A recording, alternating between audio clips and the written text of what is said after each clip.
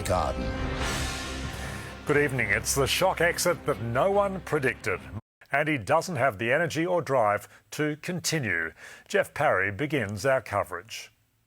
This is how Mark McGowan chose to end his 30-year political career with his wife Sarah and every minister in his cabinet. Today I'm announcing that I'll be stepping down as Premier and as member for Rockingham. A few ministers wiped moist eyes, but if the Premier was feeling emotional, it hardly showed. I never imagined I would one day become the Premier of Western Australia. He's drawing the curtains on almost 6.5 years as Premier, 3 of those leading the state through the massive uncertainty of COVID, the journey taking its toll.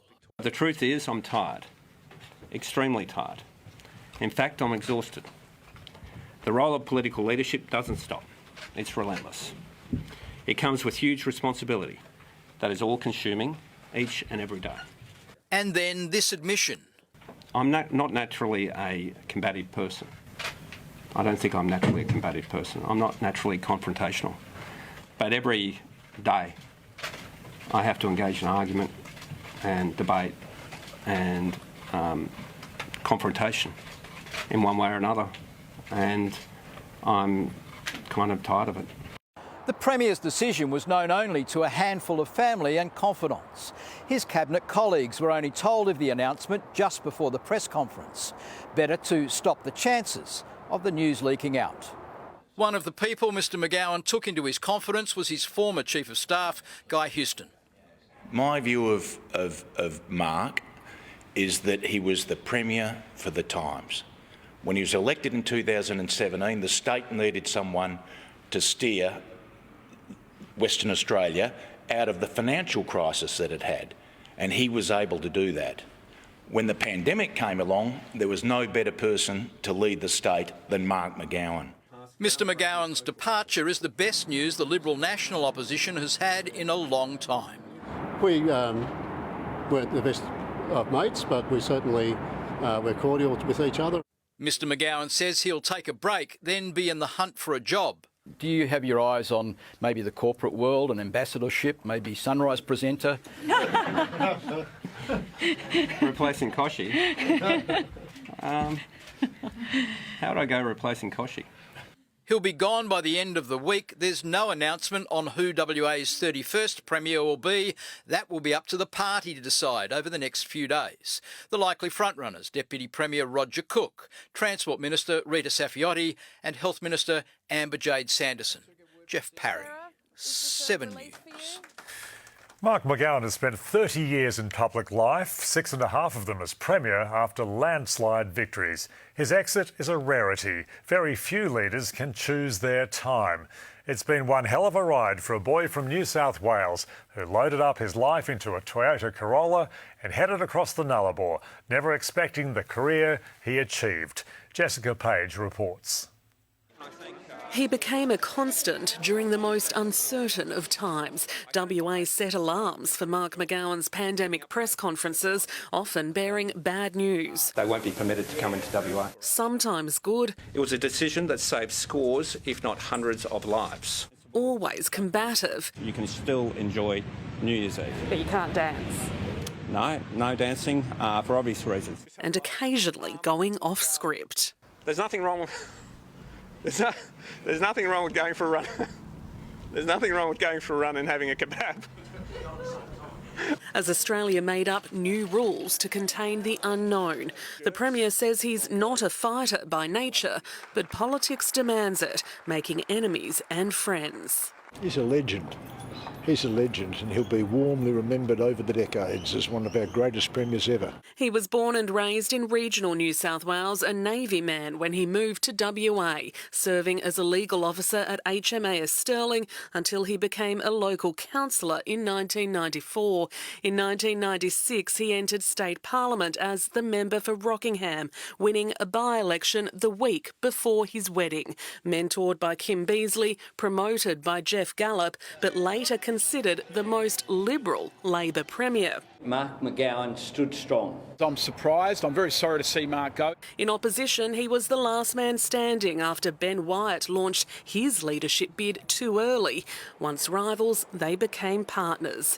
Mark McGowan's leadership survived one election loss. He was challenged from the outside in 2016 by Stephen Smith. Anyone who was doubting him certainly didn't doubt him after that.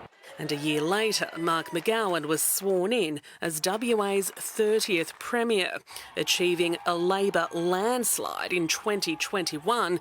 He today quit the job after 2,264 days. Very few people had the focus and work ethic that Mark certainly has. COVID would define his leadership and haunt him beyond the office. Protesters targeted him at home, his family too, and it took a toll. Today, political enemies were gracious. Mr McGowan has made a significant contribution to our state. Another rival, less so. Australia's greatest egomaniac. Clive Palmer tweeting, goodbye. Mr McGowan says he's leaving WA in good economic shape. A hospital crisis and housing shortage will be left to his successor to solve. What's next? A holiday. After that, he insists he doesn't know, but a Premier leaving by choice at the top of his game, his party still in power, will have plenty of employment options. His party has a few options too, and will have to choose a new leader within days. Well, that'll be up to the caucus, but I can tell you, no, it won't be me. Mark McGowan won't say who he's backing. I'm a phone call away. So if people want my assistance or advice, they can ring me. With 2 years for his replacement to leave their mark before voters weigh in. Jessica Page, 7 News. Mark McGowan thought he'd spend his time in Rockingham working for the Navy, not growing support to lead the state. Let's go live to Cassidy Moscone on the foreshore. Cass, Mr McGowan put Rockingham on the national map. He is proud.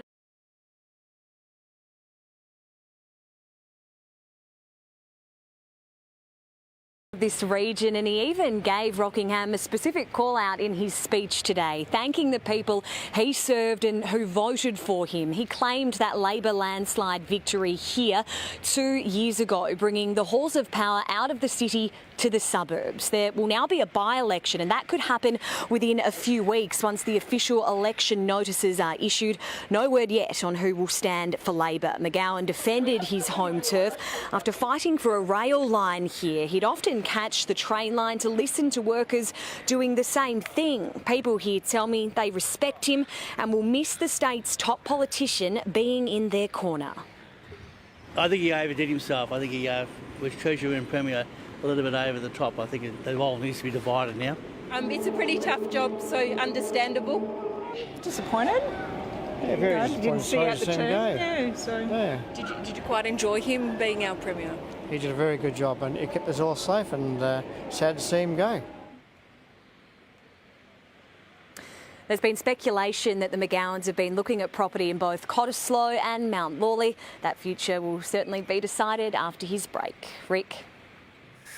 Thanks, Cass. State political editor Jeff Parry joins me in the studio now. Jeff, he's the face of the Labor Party's success, isn't he? So who takes over? Well, Labor caucus will decide that by the end of the week, if there's more than one candidate with their hand up, Rick.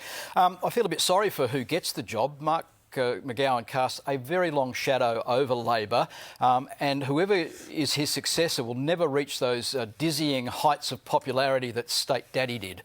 The outcome will be decided by the factions, Roger Cook and Amber Jade Sanderson, who's still uncertain if she'll put her hand up because she has a young family, are both from the left. Transport Minister Rita Saffioti is probably the best of the front runners, but Rick doesn't have that same factional support. Jeff, when the announcement was made, the rumour mill went into overdrive. Is there anything we don't yet know about? Well, Mark McGowan was asked directly about this at his press conference today. It's the perils of leadership.